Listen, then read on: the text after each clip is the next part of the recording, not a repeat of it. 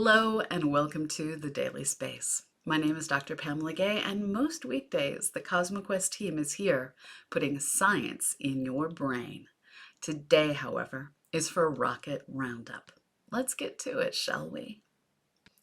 First up, on October 21st at 0800 UTC, the first South Korean Nuri rocket launched from the Nuri Space Center on an island off the coast of South Korea. Also known as the KSLV-2, Nuri is South Korea's first homemade orbital launch vehicle. Let's watch the launch.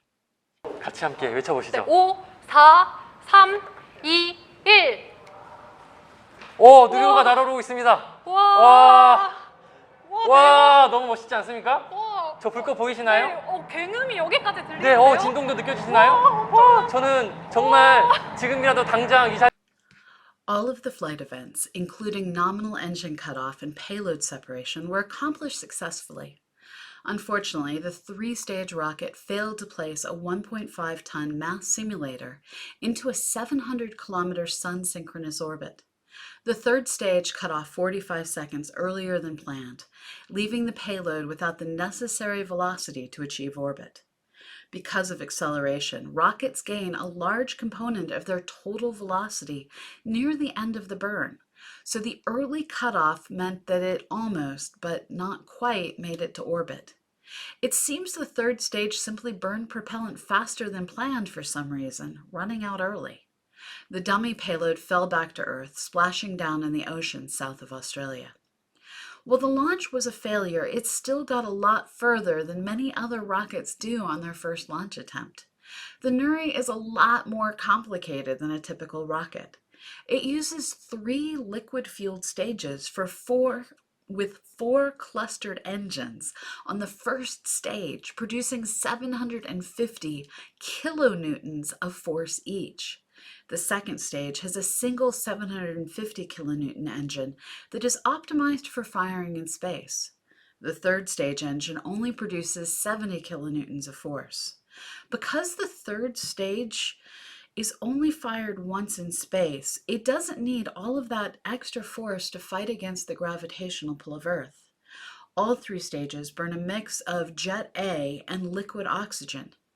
In case you were wondering, yes, Jet A is just fuel. We're used to seeing rockets flying using a combination of rocket propellant 1 and liquid oxygen. Both Jet A and RP-1 are basically refined petroleum kerosene. South Korea's first orbital rocket, the KSLV-1, used a slightly modified universal rocket module from the Russian Angara rocket as its first stage, with a South Korean-made solid rocket as its second stage. The KSLV-1 failed in its first 2 launches in 2009 and 2010, while the third and final launch in 2013 successfully put a 100-kilogram satellite into orbit. The next planned launch of the Nuri rocket is in May 2022, though that may be delayed because of this failure. Next up, on October 24th at 0127 UTC, a Chinese Long March 3B put a Shi-Tian-21 satellite into geostationary transfer orbit from the Shenzhou Satellite Launch Center in south-central China. Let's watch the launch.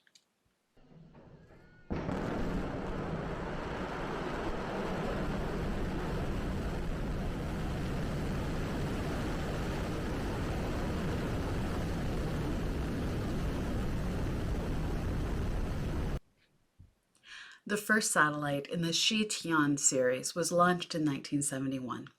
Over the years, this series of satellites have varied widely to test new technologies for China. Shenzhou-21's stated purpose is to test and verify space debris mitigation technologies, though the Chinese government did not elaborate on exactly how the satellite would perform this mission.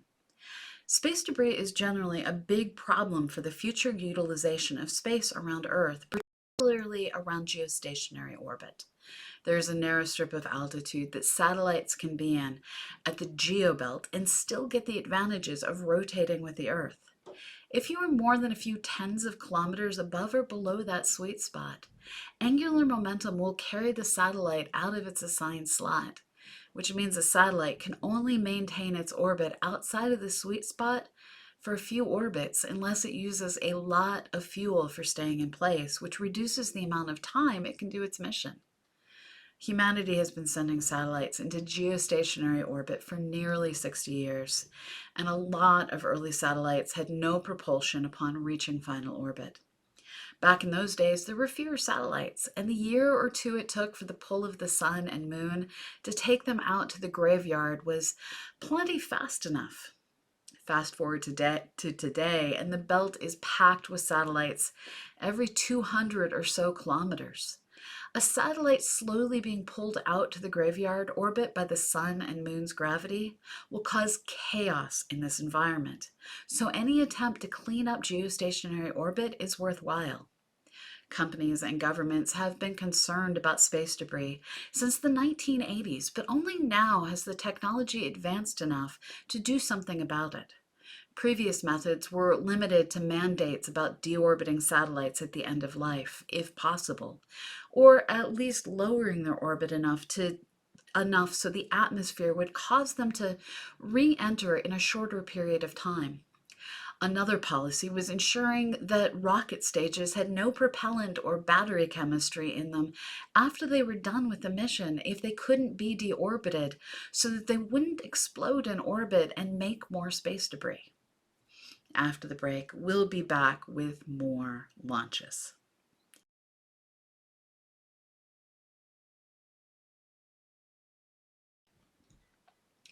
Later, on October 23rd at 0230 UTC, an Ariane 5 ECA successfully launched the SES-17 and Syracuse 4A satellites into subsynchronous geostationary transfer orbit from pad ELA-3 at the Guiana Space Center in Kourou, French Guiana.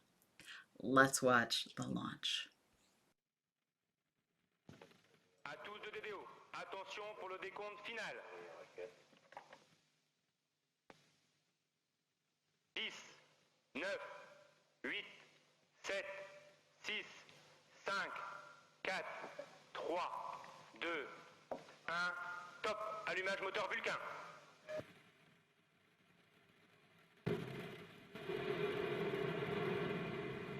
Allumage des deux EAP et décollage VA255, SE17 et Syracuse 4A.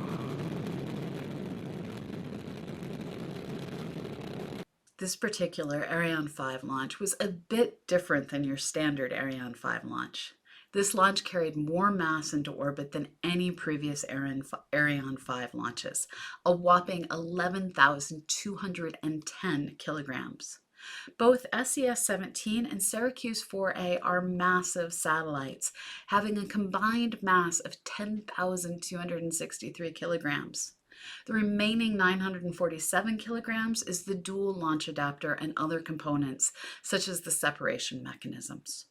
To accommodate this bigger payload, the standard Ariane 5 fairing was swapped out for one that was exactly 1.5 meters longer.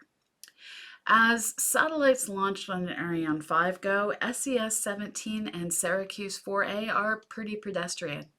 SES-17 will provide maritime and aviation communications over the Atlantic Ocean and the Americas. It will do this with the first fully digital payload on an SES satellite, which will allow it to dynamically change coverage from area to area depending on demand.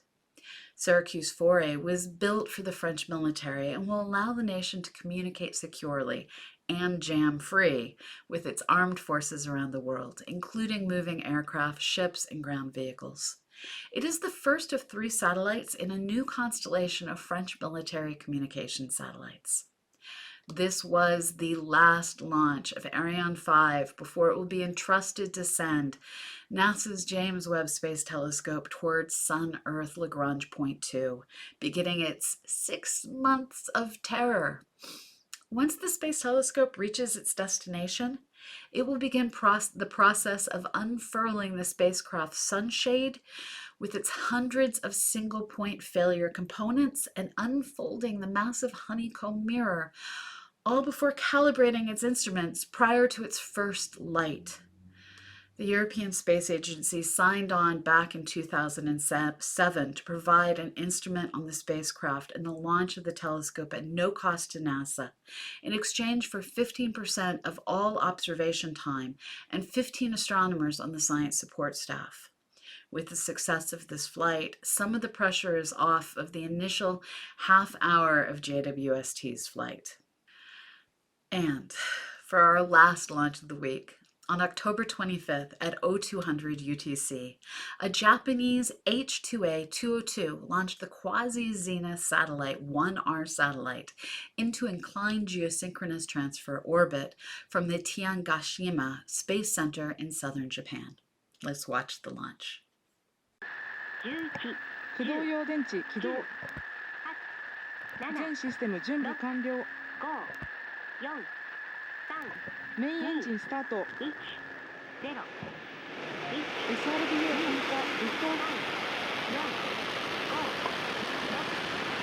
巡天長衛星初号機後継機を搭載した H2A ロケット44号機は2021年10月26日午前11時19分37秒に種子島宇宙センターから打ち上げられました。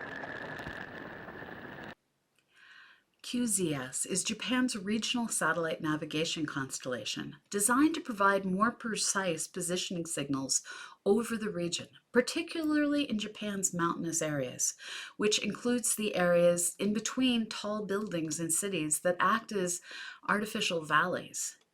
It seamlessly integrates with the U.S. military's global positioning system by broadcasting compatible signals.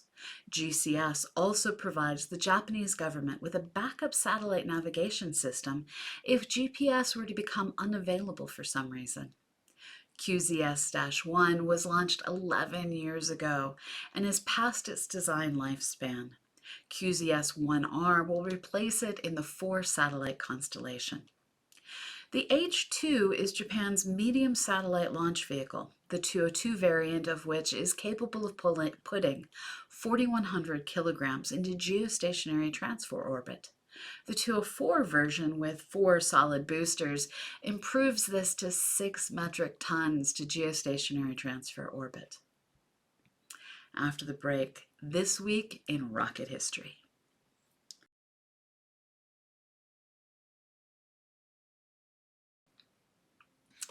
This week in rocket history is Shenzhou 5, China's first crewed spaceflight. In the late 1980s, China, after having successfully launched many satellites, debated the best way to make and launch a crewed spacecraft.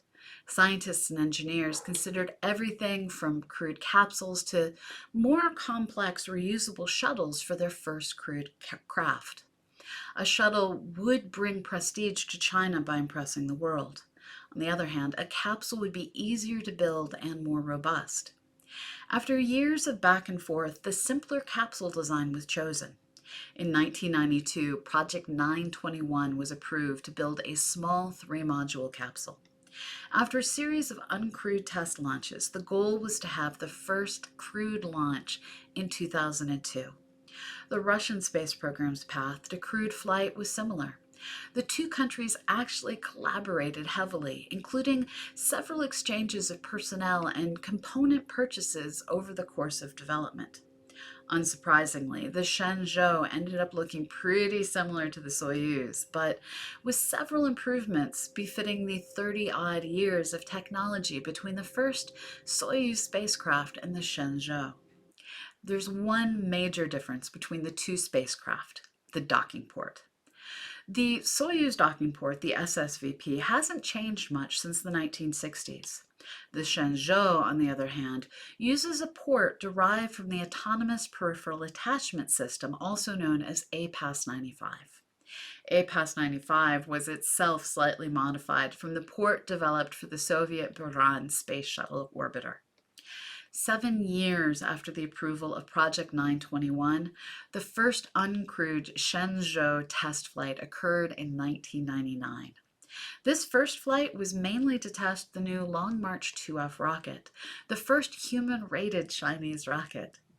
The first real spacecraft was behind schedule, so in its place, one of the Shenzhou ground test articles was outfitted for flight. The capsule successfully landed after a few orbits. The second uncrewed test flight happened a couple of years later in 2001. Shenzhou 2 carried a monkey, a dog, and a rabbit to orbit to test the capsule's life support system. All animals survived the flight. Both Shenzhou 3 and 4 were launched in 2002. Shenzhou 3 was the first to have a working launch escape system. Shenzhou 4 was the first uncrewed test flight of the Shenzhou. Yang Liwei, the first Chinese astronaut, even boarded this capsule prior to launch, but departed before liftoff. Finally, after years of planning and testing, it was time for Shenzhou 5 to become the first crewed mission of the Chinese space program. In August 2003, the Long March 2F rocket for the flight arrived at the Shaozhen satellite launch site. The months and weeks leading up to the mission were full of confusion. All Chinese astronauts, 15 at the time, were sent to the launch site in the months before launch. It was initially reported in August 2003 that the flight would carry 3 crew members and the mission would last a week. The official announcement, however, was finally made 1 week before liftoff. Shenzhou 5 would only take 1 astronaut up for a single day. Yang Liwei was selected from a final group of 3 to be the first Chinese astronaut to go to space. 2 hours and 45 minutes before launch, he boarded the spacecraft. Shenzhou 5 launched from the Xiaoshan Satellite Launch Center on October 15, 2003 at 0100 UTC. 587 seconds later, China made history as the 3rd country to put a person in space after Russia and the United States. Ascent was fine, though Yang did report violent shaking from the rocket during the 2nd stage burn. The Long March 2F was modified to prevent this from occurring on future flights. Shenzhou 5 achieved a 199 by 347 kilometer orbit. Yang remained in the descent module for the entire 21-hour mission. The spacecraft was entirely controlled from the ground, but Yang could manually command the solar panels to open if the automatic system failed. Other than taking part in lots of television broadcasts, Yang did not do much other than eat meals and nap in the capsule. To emphasize the peaceful nature of the mission, Yang waved both a Chinese and a United Nations flag during one of the broadcasts. After almost 22 hours in space, Yang landed safely in Inner Mongolia. After a brief medical examination, he was sent to Beijing. The orbital module of the Shenzhou 5 remained in orbit and spent 6 months performing a military reconnaissance mission with a series of cameras. After the break, we'll be back with this week's stats and space fact. Stay tuned.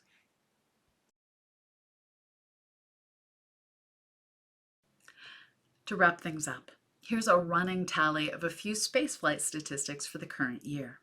Toilets currently in space: 8. 4 installed on the ISS, 1 on the Crew Dragon, 1 on the Soyuz, 1 on the Shenzhou, and 1 on the Tianhe. Total 2021 orbital launch attempts: 104, including 9 failures. Total satellites from launches: 1,512. We keep track of orbital launches by where they launched from, also known as spaceport. Here's that breakdown. China 39, USA 36, Kazakhstan 9, Russia 8, French Guiana 4, New Zealand 4, India 2, Japan 1, Iran 1, South Korea 1. Your random space fact comes to us from John Kelvey at inverse.com. 75 years ago, the first photo of Earth was taken from space. In 1946, a 35mm film camera was launched on a captured German V-2 rocket, number 13, from White Sands Missile Range in New Mexico. Parachutes for payloads had not yet been developed, so the camera was put into an armored box and everyone just hoped it survived re-entry. This has been the Daily Space. You can find more information on all our stories, including images, at dailyspace.org. As always, we're here thanks to the donations of people like you. If you like our content, please consider joining our Patreon at patreon.com/CosmoQuestX.